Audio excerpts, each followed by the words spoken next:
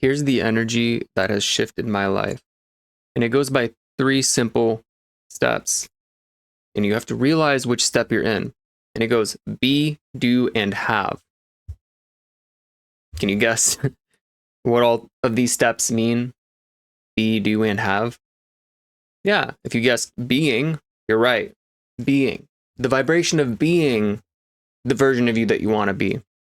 It's a lot different than doing to get to being the version that you want to be. And having, you might think like, oh, I have it.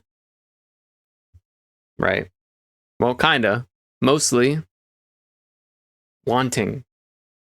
Like the idea of having, like, I have to have this. I want to have this. These are all 3 different vibrations.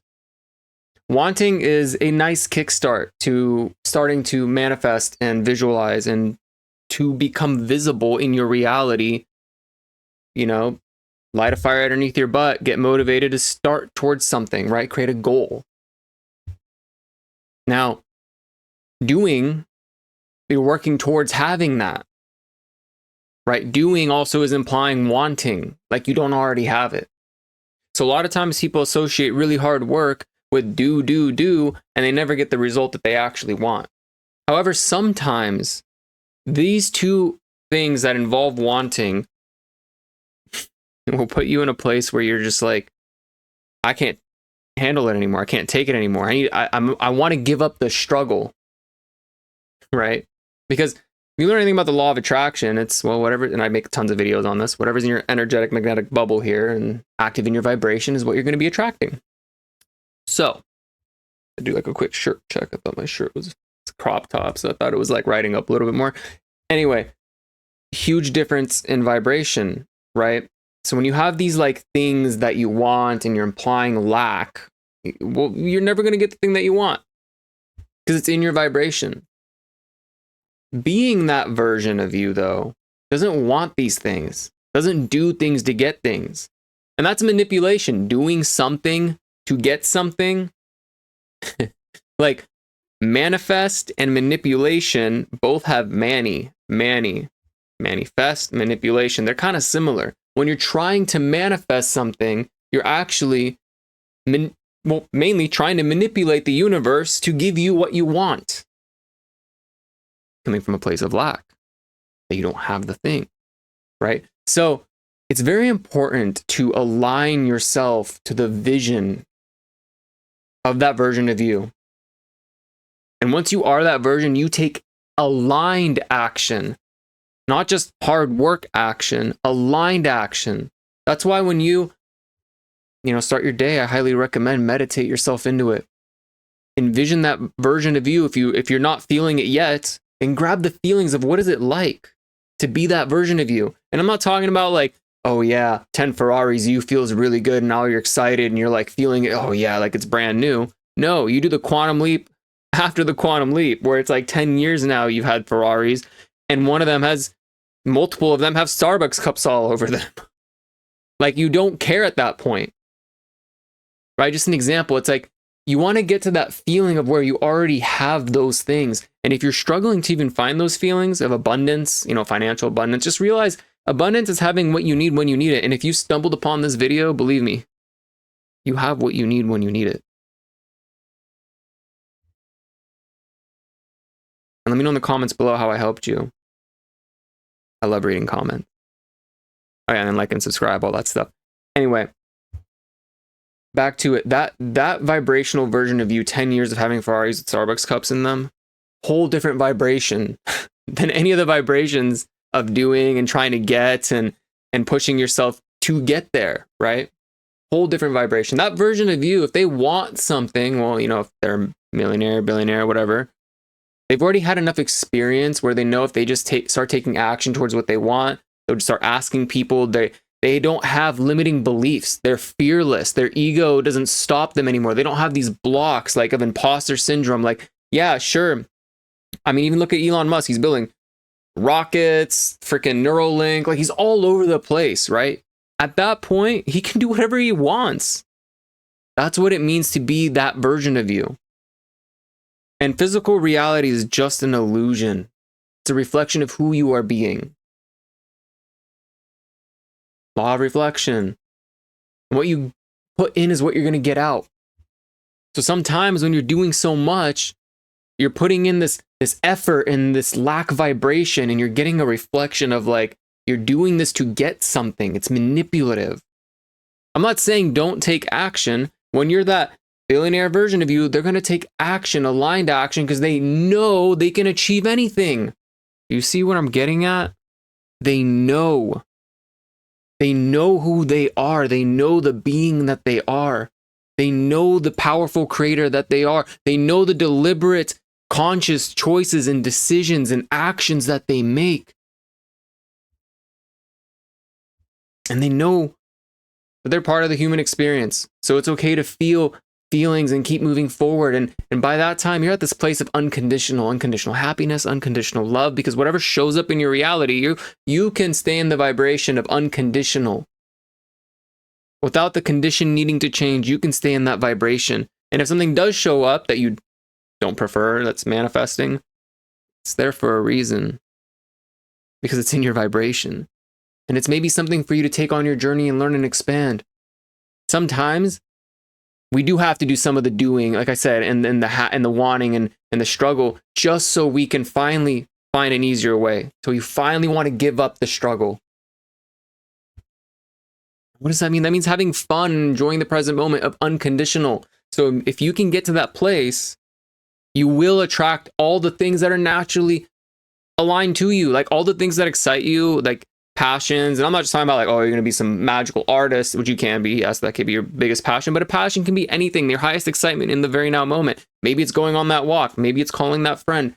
If you can just stay in, just going towards what excites you the most in any given moment, maybe it is going to bed, maybe it's taking a nap. If you can just keep doing that until you can do it no further, and then you move on to the next exciting thing without fear of any outcomes, without any insistences of how things should happen, and you can just stay in a positive state no matter what manifests, you will get everything that you want. And you get to be just part of the experience, because you know whatever shows up is only showing you more of what you don't want in your life and making it very clear what you do want in your life. And it's a prime contrast to show you specific instructions on how to get better at life. Not for your life to get easier, for you to get better so it becomes easier. It's so much more fulfilling when you're able to do this and become better. Like, look, I've started this YouTube journey. My first videos, first 10, 90 videos were not, I mean, they got pretty, starting to get in the flow. They were not like this. And I had to accumulate all this knowledge, and I kept learning and putting it into words to be able to bring forth and birth this creation so I can help you on your journey, so I can assist you on your journey. Through this, I've evolved and expanded in the same way you can, except you have to start taking aligned action with a purpose-filled, driven, aligned version of you. And I've done tons of meditations, especially guided ones, and I'm about to start making some soon. And I envision that version of me, and I bring those feelings here, and I just take action as that version because I am that version now. And even though I felt like an imposter, like imposter syndrome kicking in, like, oh, I'm not really that, I still, acted as if I did my best to show up as this version. And all of a sudden, now I'm like speaking the way I want to speak. I have all this knowledge and stuff. I can just throw it in the microphone. And you can too. You got to start letting go of your ego and all these blocks and fears on why you can't do this.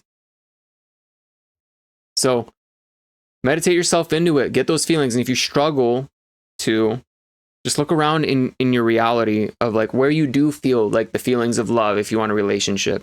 Maybe you get the feeling of love from your cat. Yeah, it's not like romantic, like probably like physical, kinky love. Love also has that unconditional sense that your cat can give you. When my cat was around, Xena was her name. There's a picture of her when she was a baby cat. She unconditionally loved me. And I'm so grateful for her. Like, absolutely grateful for this cat. Like, this was not no ordinary cat. I mean, more, I've been seeing cats, you know, be more like humans. This was my familiar. Like, she was like telepathic. If I was ever sad, she would just come over. I can call her. Like, we used to go on walks and stuff and like have her on a cute little leash. Anyway, the love she gave me was unconditional. It was never like she was angry or mad at me. And it's like, you know, maybe I went camping and I came back and like she pooped on one of my shirts. She's done that when she's upset when I'm gone for too long. You know how they are. If you have cats, you probably know. And they get like that. And like when I come back, she can just hear me walk through the door and she starts meowing and like screaming. And then as soon as like, she doesn't like being picked up usually, right? And then like I would pick her up and like she would just snuggle and she would just stay there. Like, let me hold her. And normally she doesn't. So it's like, it didn't matter if I left her alone or she was upset with me. Like, her love for me was always, you know, and it's like, yeah, she pooped on my shirt, big deal. But that comes from love in a way, you know, like that's how much she misses me. It's not some toxic thing. I mean, I don't think so. At least could be. Anyway, point is, find aspects in your life where you can feel that love. Because guess what? You want a romantic partner that's going to love you that way. That's the type of love you want. An unconditional, loving, savory, like not this toxic BS type of love. You know, you want that full loaf of bread, not the breadcrumbs that make you feel like you're having the whole loaf. Especially if you've been ever dated like a narcissistic person or like a covert narcissist. They give you breadcrumbs, and because they emotionally manipulate you in so many ways, and I've been there, that breadcrumb starts to feel like the whole loaf. Because you'll never be enough, and they'll make it so that way one day, like they'll just give you just a little bit when you feel like you're enough, and all of a sudden it feels like, you know, especially with a worthiness wound. Anyway, I'm getting off topic. Point is find areas in your life where you can find that type of abundance. Maybe you have a paycheck coming in. Maybe you do have money coming in. Financial abundance. You have a roof over your head. Abundance. You're abundant. If you have what you need when you need it, you are abundant. So start finding those feelings and bringing them here now and just keep acting and believing that you are. I watched like 30 Days to Become like a Millionaire or Start a Business, or like Grant Cardone did his. And like what I found really interesting was, you know, because I don't know if you guys ever seen this. It's like when really rich people like start with like $150 in cash or something and then go to some random town and pretend like they just moved there and have nothing and they want to start a business. And most of them become really successful within 30 days. And what's funny is I watched him say, like, you know, he would just start he got like a truck from someone, free food from people, because he told him his story and like how he has nothing basically, and he's here and he's trying to get his family there. And what was interesting was he started collecting all these like things. Like somebody gave him a Jeep. He was going to try to sell it for them also from a car dealership. So like he made these like relationships and connections, right? And here's the point that I'm trying to make is he started claiming them as assets. Like they weren't even his. But he's like, but they're assets. Now they're my assets. These are assets. And, you know, you can change the meaning. Like you don't actually own the thing, yet it is an asset. And it's your asset. And if you can think like that you are abundant and you have the things that you need, even though they don't feel like they're yours, they are yours because they're providing for you those things. And people miss out on that, right? It's kind of like delusional to think about it like, oh yeah, this is my asset now. It's like, you don't even own the Jeep, bro. Like, but you're claiming it as like, it's an asset. And it's like, that actually makes sense. But that puts you in that mindset. It's motivational. So I'm on a little tangent here. Being that version of you probably also knows you have assets. So start looking in your life where you can start feeling those feelings and start shifting to being more of this version and acting as that version in alignment. Not out of fear, not out of ego coming up. You know, just I challenge you this week. Follow your highest excitement and see where that takes you. And don't, you know, take the leap. Just don't leap off the cliff. Like if you're at work Don't just leave your 9-to-5 job that pays for your stuff just to go, pursue an art career just because you're excited about it. Do it when you can. Do the most exciting thing that's available to you in the moment. Even if you're at work, like maybe there's a different project that's a little bit more exciting than the other. Maybe that coworker over there is a little more exciting to talk to than the other one.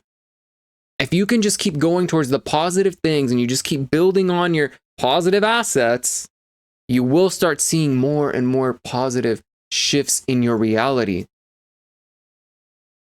And you have to be unconditional no matter what shows up. Just know it's showing up for a reason. You will never be able to connect the dots in the moment in your emotions like a pot of boiling water. You have to let that water simmer, and after a while when it cools down, you'll be able to connect the dots later. Like sometimes a month, 2, 3 years, you understand why something happened. You realize you always learn something from it. You always gain something from it. And maybe sometimes that's gaining knowing that how to be in better relationships with people. Sometimes it's knowing how to do a sales process better with people. Sometimes it's just you evolving, and that's all that this is. Your consciousness is expanding, so keep that in mind, okay? So have an alchemizing day. Namaste.